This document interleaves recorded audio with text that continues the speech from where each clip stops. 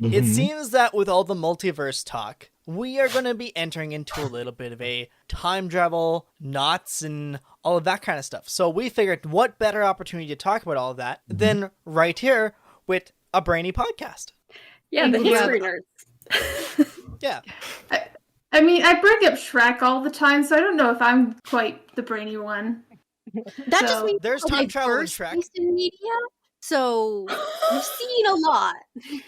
Yeah, I mean, true. Yeah, so time travel, obviously very big in the public consciousness and like just so ingrained in nerd culture. Doctor Who, I think, is a lot of people's entry into sci-fi and comic books and all of that. Vic and I are both history majors in university, so we like to talk about the way that pop culture intersects with like academics and that. Vic, I know you had a bunch of notes that were like specifically Marvel related. Do you kind of want to start talking about some of that? Yeah, so Endgame is not my favorite of the Avengers franchise films, but it is interesting because it brings up a lot of questions about if you're going to time travel, what will it do? Will it be changing the past? How is it done?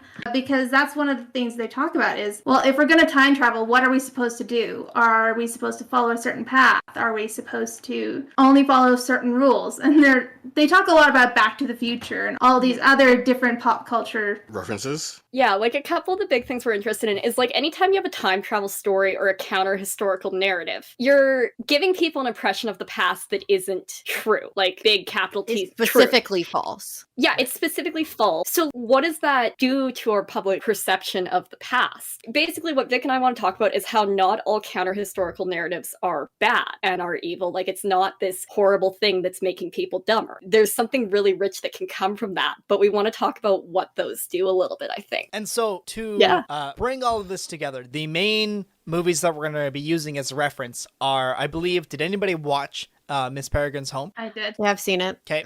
I know a couple of us watched Back to the Future. Yeah. And we also have Endgame so baked into public consciousness, it's forever going to be weighed against it. Yeah. Also have Bill and Ted as reference. That's true. Oh, I love that film. And Trunks from Dragon Ball Z, because also that counts. Excellent. I might talk about Timeless TV series. A highly underrated show. I found like academic article published in a journal of teaching from the US that is just like a peer-reviewed article on why students should watch Doctor Who in history courses. It's really cool. And then the other thing that he talks about is the primary sources, which is like the legit historical documents that people tend to look at the past through. Those always come from dominant socioeconomic, racial, and gender groups. So one of the things that historical fiction, time travel, and counter-historical narratives do is it gives space for those underrepresented groups. Yeah, and I think why historical fiction is so important, at least, I've actually had to read a couple of historical fiction books for my courses, is because it makes you feel for the people. And you're not just looking at documents, you're not just looking and analyzing birth records. You're looking and living a life through someone's eyes, and you're empathizing with them. And I mean, sometimes nonfiction does that, but sometimes it doesn't. I feel like to tie it back to just narratives about time travel specifically, that's why those are fun, because we perceive the past as written in stone, right? It's a thing that is done and over and you can't change. And that also makes it remote. It's not just intangible. It is, even if you can touch it, it's what it is. It exists as it was. But time travel goes, not only can you go and see it and interact with it, but you can interact with it the same way you interact with your daily life. You can affect change. You can act upon the people you're in meaningful ways rather than just going to watch a movie in VR. Totally. Yeah. And that's where I think Back to the Future shines really well. Going back to 1955 and the direct messing with his own existence. Yes. His own Yeah, existence. I was going to say that suggests that time is linear, so go on. Both that it's linear and fluid. Right. And also you can mess with by Marty not being the teenager that his grandfather, Lorraine's dad, doesn't hit with the car. That now screws up time and starts to erase his own existence. Yeah, things don't play out supposed to be. Yeah. But the ripples through time that would cause him to cease existing don't happen instantly. As we saw, first his older brother, then his older sister, and then him. Giving him enough time as the main character to solve the plot. Yeah, totally. And I think that Back to the Future specifically is an interesting exercise in contingencies versus agencies. And that's something that we talk about a lot. Is history just a butterfly effect, or is there actual human action? Do historical figures actually matter as people who made choices? Or is it like just in totally like environment creates who you are, and there's kind of this sense of predestiny? And I think that when Marty goes back in time and you see the way that someone being in the wrong place at the wrong time, someone else getting hit by the car, that's one of those things that really comes in. So I like Back to the Future for what it gives us on that. See, that's my thing with those movies. Because, like, see, with Endgame, I'm with Rhodey. Why not just go back in time and kill baby Hitler? Yes. Okay, so And that I'm depends on what your time 100% in travel favor. is. Yeah, you That's- wouldn't know why you killed that baby. That's fine. That's fine. Right? I know.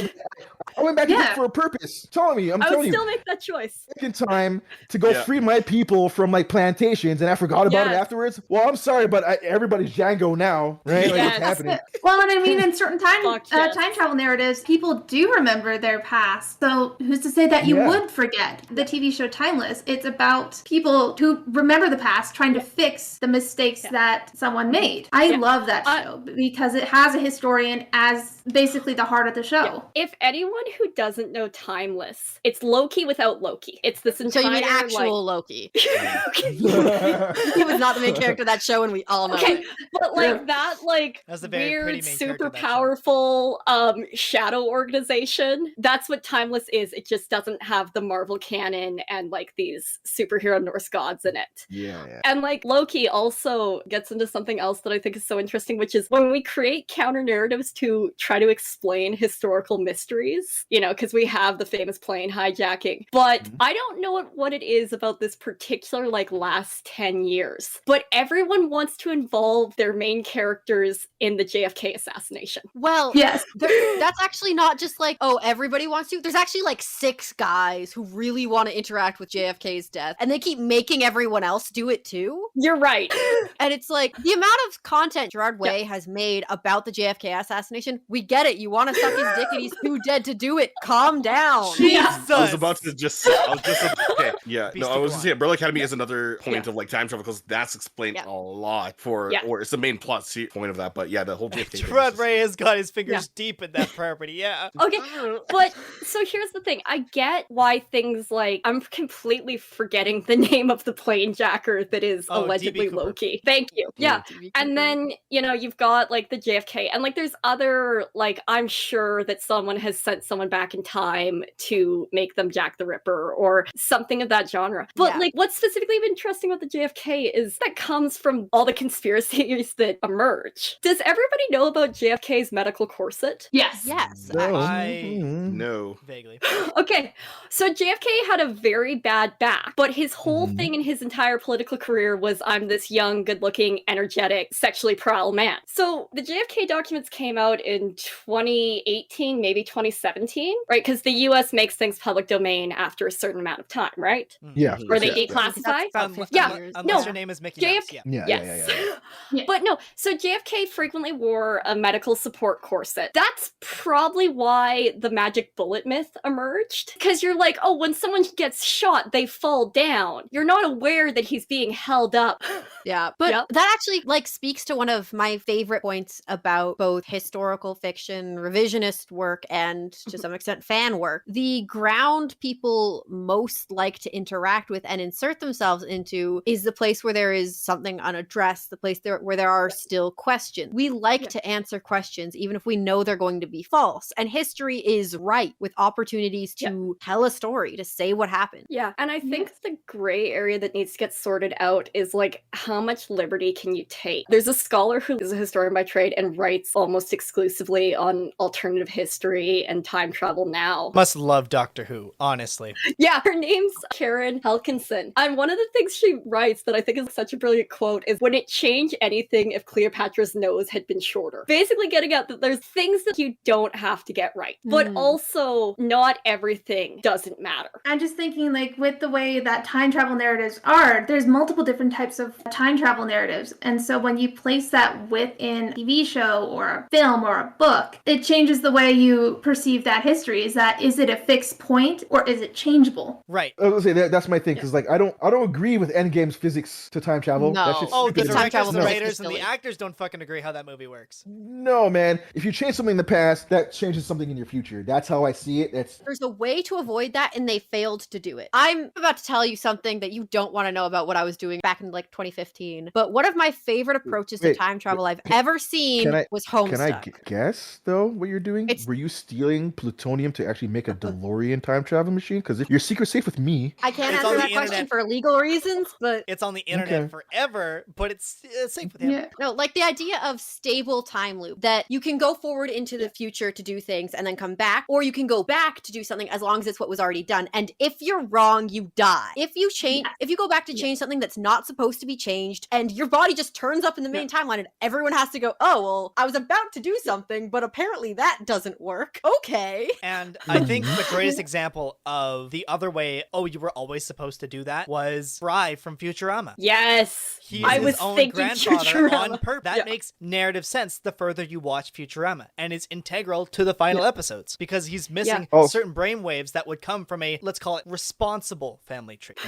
Something that's Also- not also- circular. Yeah. Also, time travel in Tenet was stupid as shit. Yeah, I it was haven't a seen little Tenet. bit I like don't even know there's time travel in that movie. there is. It's like a back and forth mirror thing. So like No, let's not even go there. Is everybody aware of Predestination, where he is every character in that movie? One of the not even funniest close. fucking premises I've ever seen. Why I've does that never just even heard sound that. like a big budget 12 Angry Men? Dude, he is his own he is his own father and his own mother and the criminal he spent his life hunting. Brilliant. I think I put Wait, is that the movie? Okay, so he goes forward in time and he looks at a fridge. a fridge. I don't Sorry, think that- so. Maybe not. That's All right, very that's fine. specific. Yeah. There's also I that love that. that one movie Looper, where the whole premise is a guy's trying to assassinate himself in the past, which that's a move. Why would And, you like, even do they're it? like, exactly. So Kind of a little bit though. Like Yeah, well, they discuss it in the movie because it is the premise that that's a weird thing to do. Because But that's the Yeah. plot. like, Why would Okay, why would what? you wait? Yeah. if you're going back in Yeah. time to assassinate yourself, here's a quick question. Can you do it with a gun? Because a bullet is not instantaneous. So do you disappear from the timeline before you can fire that bullet? But then you don't disappear from the timeline. Well, I feel like in that scenario, you're attempting to assassinate yourself with the full knowledge that what you're doing will remain an attempt. Like, I Yeah. have to try. Now I'm leaving. Have a good life. See you in 40 years. To rope it back into Doctor Who, because you tickled my brain and now Yes. will not go, the Master in that series comes back and teams up with his future self, who is a woman, and then kills her. And then she Well, your future self is also valid, kills but him. weird. Less valid. But Doctor Who doesn't like its own timeline, so it's just I'll just say this: if you go back into time and you go kill your past self, I can guarantee your future self is just going to fade away. right. technically Yeah. it should. You're dead. I Grandfather feel program. like trying to kill your future self is like playing chess with yourself, though. Oh, it is. It's playing 4D Yeah. chess. This Yeah. guy knows what you're doing. But yeah, like the way we approach time travel and the rules that we ascribe to time travel, because that's basically what we're debating is like, what are the actual rules? One of the things that exists in the academic side of the literature is if you look at time travel fiction, it says something about the way that the author conceptualizes the past. If you can change the past, that's like indicative of disorder or randomness. But if there's one of those overarching organizations, like if Mobius exists, then that suggests that like destiny exists, which we talk about teleological history, which means that there's an endpoint and like all striving for either utopia or ruin. It depends. Yeah, history is working towards something. Yeah, and that it's very mankind centric. That's one of the things I like about Doctor Who is for how much time he spends on Earth, it's not humankind centric. And for how often the Doctor is presented as a human man, and we now have a woman Doctor, which I'm in favor of. Too bad the writer isn't. Anyway, sorry. Damn. It's my only gripe. Okay. That's my only gripe. But in regard specifically to the time travel in Doctor Who, it takes a very interesting approach that some things you can change, some things you can't. Fix points in time. Because Yeah. because everything that he interacts with is either from the past or from the future, and it doesn't actually matter anymore because of the way that the Doctor interacts with the world. They just don't perceive time as the way we do, traditionally speaking. But the fact that there are some things that they cannot change, like the Rosa episode is indicative of that, where they are in place at the right time and they cannot interact. It is actually their job to not attempt to change anything, to not help, because this is an event that needs to play out in the way history has it playing out. the way And while humanity wants. And while there is theoretic, like the capacity to change it, they shouldn't. Yeah, I don't remember that particular episode, so what I say might be me talking out of my ass in the next moment. That's fine. We do that all the time here on this show. There seems to be this sense in time travel that, like, really big events that we remember really well are the things we can't change. But if it's truly a butterfly effect, there should also be small, innocuous events that in all the multiverses, there is no multiverse where I didn't forget my shoes at the gym yesterday. Did you forget your shoes at the gym yesterday? No, I didn't get to the gym yesterday. There. I didn't get to the gym yesterday when you phrase it like that, because I'm like, I forgot my shoes. Mhm. And then when I said it, I was like, it sounds better if I say I went to the gym and left the shoes behind. Yeah. There you go. Okay. Understood. But yeah, that idea that if history is a one great big web, changing anything should change the future, Right. not just changing the big stuff that we know about. There's some classism inherent into it's okay if a peasant sees you and a peasant sees a person from the future, Yeah. but if the king sees a person from the future, the world's gonna fall apart. Yeah, because those guys don't matter, but the king does. Yeah. Yeah. Yeah. This is what one of the issues I had with Miss Peregrine's Home for Peculiar Children, Tim Burton's version. It is completely different from the books, and the reason why it doesn't work as a film is because it changed so much of the books as a The film. ever falling with adaptation. Tim Burton has a thing for ethereal blonde characters because Emma Bloom was a brunette. Tim Burton has a lot of things. Issues? Yes. Yeah, and I think what you're saying, Victoria, leans into kind of one of the other questions that we were really interested with, which was, so we construct these counter narratives and we construct these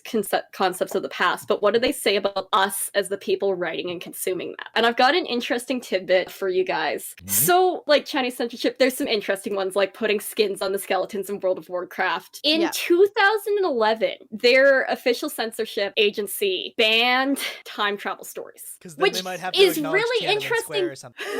Fair. Good on you for bringing that up. Let's Red. swing. If we're gonna swing, let's swing. Yeah. I feel so much more comfortable. I feel endorsed to talk about. Now, to be same. fair, everything I've read on this is published in the West. I'm gonna say that. There's bias that's my little inherent caveat. in that. Yeah. Mhm. Yeah. But the main interpretation, and this is going to be really interesting with where Marvel's going, because multiverses inherently have time travel. Mhm. Yes, Mhm. they have to. But the big Western perception on why this censorship was enacted was that they don't want citizens romanticizing an alternative world.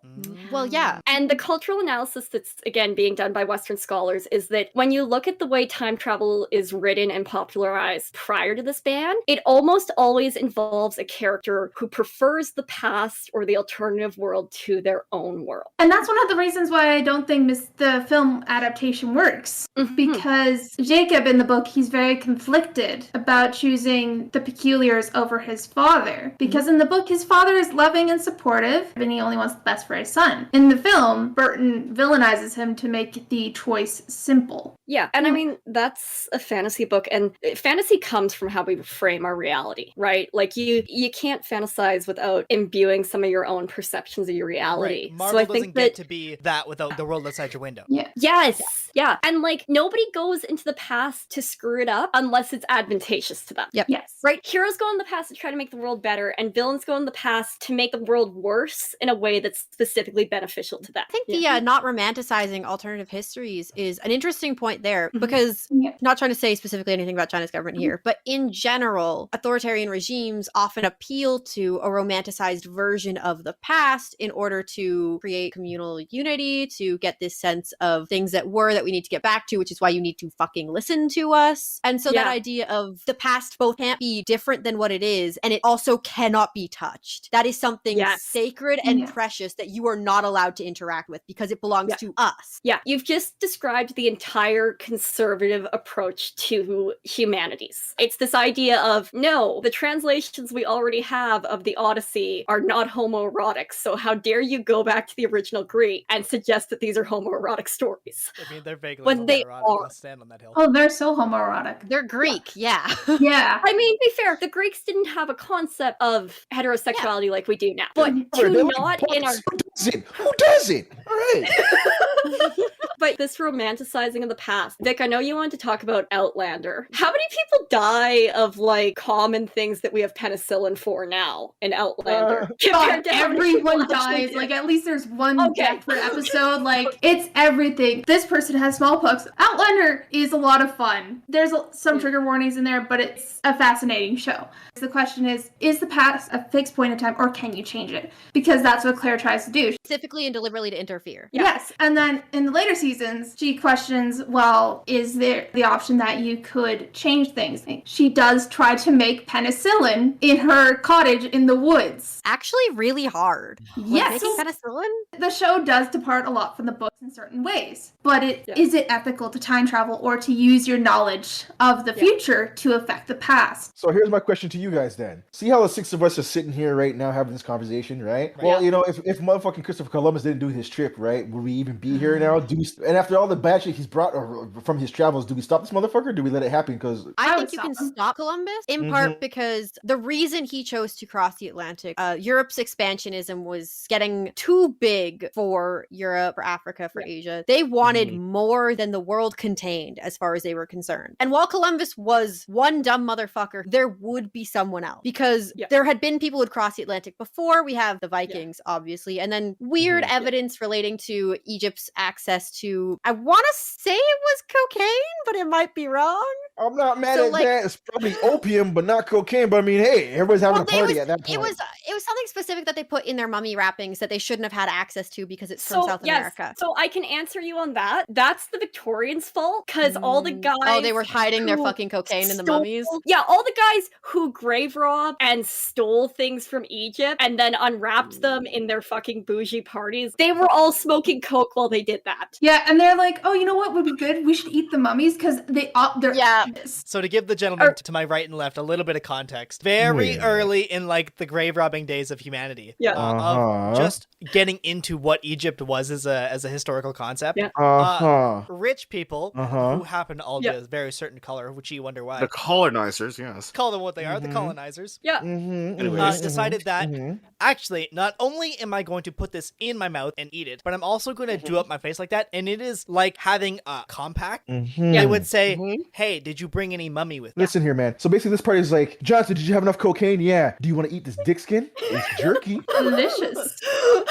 No, I think No, I was for all me? good with Okay. that. I think I was good with that until somebody said the word delicious, and But tastes like teriyaki. You don't say. Oh god. I mean, it's salt cured, isn't it? I mean, the early Egyptologists were literally the worst. Yeah, they were. Yeah. So bad. grave robbers. Let's call them. Yeah, what they were. To vaguely circle back to what I was getting towards, transatlantic travel wasn't out of the picture for however long. And so if Columbus didn't do it, someone else would have. And you know what? They might have done the same shitty things as Columbus, but Columbus, I believe we have records that he specifically sucked a lot, and a lot of the people associated with him also thought he sucked. So I'd like to think we'd get someone at least slightly less shitty. I'll back that by saying that his crew is they're about to maroon him. They were gonna fucking kill him. maroon him. Yeah. So yes. I think kind of what you were getting at, Victoria, when you were talking about Outlander a little bit more, but like this goes into like so many other genres. Speculative history, which is the genre of fiction where like the first, maybe even just prologue of your book is what you changed, and then you write what I guess is like a parallel universe story, but it's also very specifically speculating on like what would have happened during the Vietnam War if JFK hadn't been assassinated. And I think that is something that gets people very engaged. I think if you set out to write speculative history, you become very engaged with what happens immediately before. But also,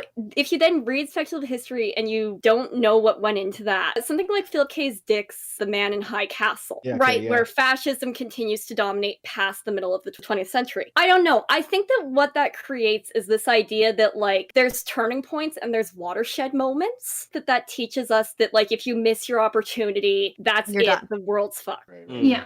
Like I think that's probably a negative to teach. If your particular movement doesn't take off in the first year, you're screwed. Yeah, Well, and with speculative time travel theories, like with Outlander, or one of my favorites is the Stitch in Time series by Keely Armstrong. What I was actually actually really thinking and like trying to get at, is it ethical to time travel and to use your knowledge of the future? Like if you had documentation and like Which is look a at, that's sports one of the almanac things. or something. Yeah. I was gonna say, so yeah, I was gonna Nice. say, so because Doc Brown says you're not supposed to do that. It's bad stuff. And then You're Biff's not supposed- you're like, not supposed to suck my speak ass knowledge. and does it anyway. Yeah, exactly, right? You're not supposed to do that, but yeah. I would almost say that you have, so obviously there's, the metaphysics of it, but to the extent that we all have the moral imperative to help the people around us, I think you have no choice but to try and use your knowledge of the future to benefit the people around you, because otherwise you're choosing to let them suffer when you could help. And that in itself is a personal wrong, even if it'll have weird consequence on the greater world. That like we have our duties to each other. You can never control everything, but you can control the individuals you interact with. Right. That would bring you to Control. Yeah, I like that you're bringing up the ethical dilemma. But the caveat I want to throw out is recall that your concept of ethics is actually your moral basis from the society you live in. Yes. So I was gonna say also cultural.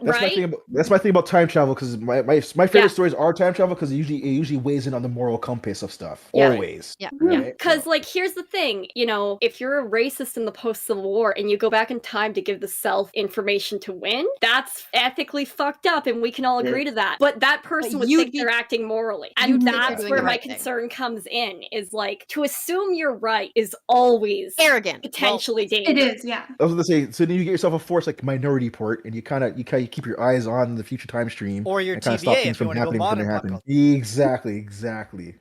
Yeah, okay. Say with timeless, it's like you can go and change the past so that you can benefit the people in the future, and sort of make sure that everything goes the way it should. But then, is it right that you're not doing something? That's the question. And it's based off of is what you've been told about the past correct? Yes. And Yeah. that's where Right? I was going to jump in and say, coming from a fiction and a writing perspective, we've all been told the best villains are the ones that think they're right. Yeah. Yep, And So what's to say you're not wrong? exactly. No, I know I'm not wrong. I'm going back in the past to punt kick Hitler through the fucking goalposts. I'm a good guy. Heck yeah. Yes, no, that's unequivocally, that is a correct thing to do. That is Yeah. we can spin that Yeah. back in, right? So there is a Doctor Who episode that's Let's Kill They Hitler. shoot Hitler. Yeah. Yeah. And They're like, fuck it, let's do it. where the Doctor is held at gunpoint to go back in time to the 1940s, and one of the characters stuffs Hitler in the closet. The same sort of thing, right? Everybody would want to, but are you correct? Not Yeah, to self yeah. plug. Yeah, I oh, know, Hitler, and I'm 100% not saying you are. And I'm not Yeah. saying there's an argument. I'm just saying that is part of the question. That's all. Yeah. Mhm. Yeah.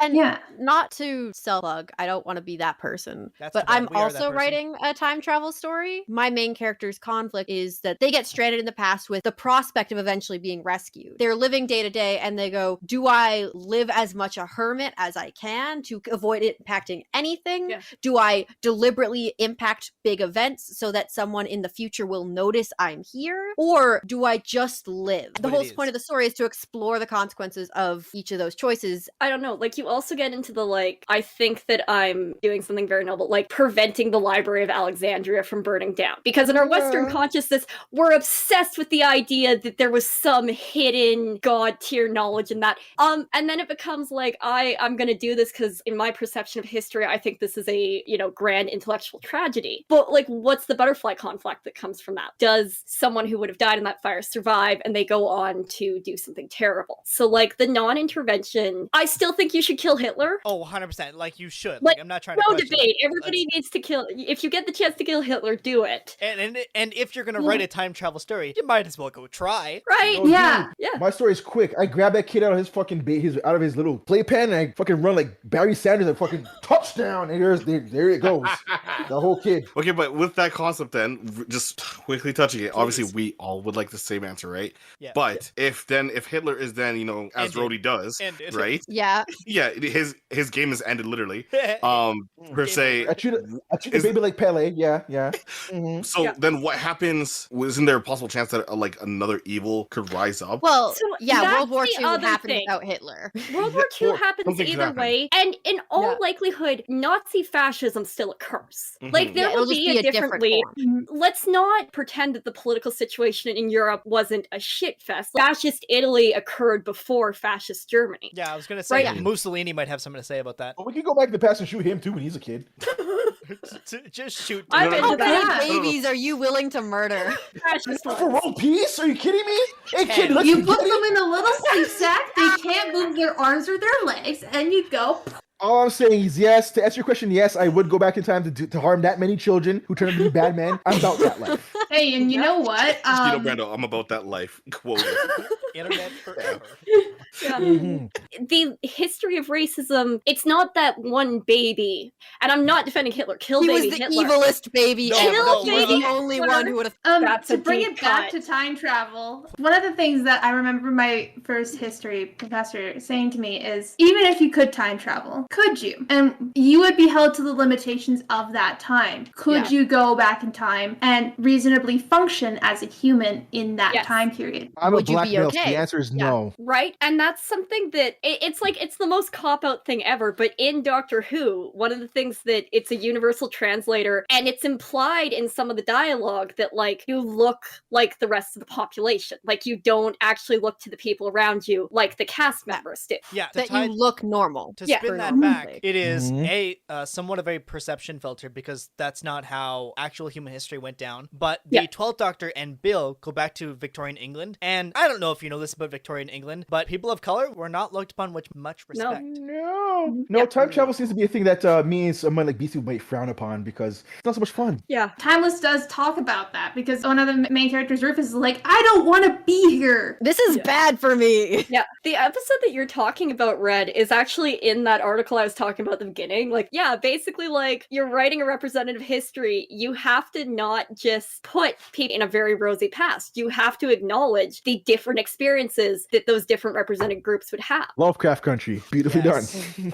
But early on, we were talking about that, like, one of the things alternative history does potentially is fill in the gaps that are left in the primary sources, because the primary sources always come from the upper class elites. Mhm. The primary sources also always depict the upper class elites in the best way possible. Let's do a quick recap of what we talked about. Time travel, you Cool. have to consider your metaphysics, you have to consider your ethics, Yeah. and you have to consider whether Yeah. or not history is a thing you can change, Yeah. and whether or not Mm. you should. If you're someone who likes consuming time travel narratives and ahistorical narratives, alternative histories, just like meditate on how it's affecting your perception of the past. Like keep watching it, keep enjoying the things that make you happy, but like think about the messages that are in there. And think That's about right. what isn't in there. Think about just the details that historically you wouldn't find and then explore that. If people wanted some more time travel shenanigans, right? We've got Endgame, we've got Back to the Future, we've got Miss Peregrines that we talked about, Futurama, Doctor Who, all of them. Is there anything else people want to throw in there as like a watch list? Bill and Timeless, Ted. yeah. Read list, I would recommend definitely the Outlander books. The original Miss Peregrine's Home for Peculiar Children, I recommend more than the film. Keeley Armstrong's Stitch in Time series. Minority Report, that's another one for me, always. I was just gonna say Yeah. I like anime just because for time travel is fun shenanigans, but Watch Predestination just to like figure out what's going on in that movie, because there is only one character in that entire movie. There's one guy and he is not having a good day. Like, God. to be fair, in Yeah, that yeah. movie, one of the big, like, key points is he can never catch the criminal because the date of the bombing constantly changes because he's trying to catch himself. And I know I've spoiled it. You're still gonna watch it and you're not gonna believe me that that's what happens because it's such a boggle. Oh god, I gotta go Wow. watch that. In a pre-conversation that there's some news that you guys have to announce. Yeah, so we've been creating content for about a year. I Congrats. assume this is what we're going. Yeah. We hope that people will hit up our old episodes, but we're not going to be producing content for a while yet. Just because of time commitments, the usual Yeah. reasons that you give. But yeah, still super tight with New Crusade, and we love that this is like the last bit of content that we got to do. So if you tuned into this stream late and you want to know where the conversation started, if you want to know what we talked about before, we are going to release this episode, and it's going to be like our closing blowout. So big thanks to Nerd Crusade for facilitating last bit of content. Table and Okay. Stone, I believe there's another piece of news that we have to announce to foreseeing audience. I No, know no, you're talking about the mystery editor. Yes, Yes. I That we've will be. acquired? I will be doing some of the editing from this live stream for Nerd Crusade, which I'm excited Thanks. for. Yeah, no, you guys are great, and I'm really looking forward to doing that with you guys. Really Awesome. exciting. So they Happy to Alright. continue to eat your free time. A little bit of behind the scenes here, all. With that in mind, to be continued. thanks for tuning in. If you like this video, go ahead and button mash a thumbs up. If you want to swing by when we have a new video, web up the sub button. Oh, and while you're at it, hit the bell to be notified by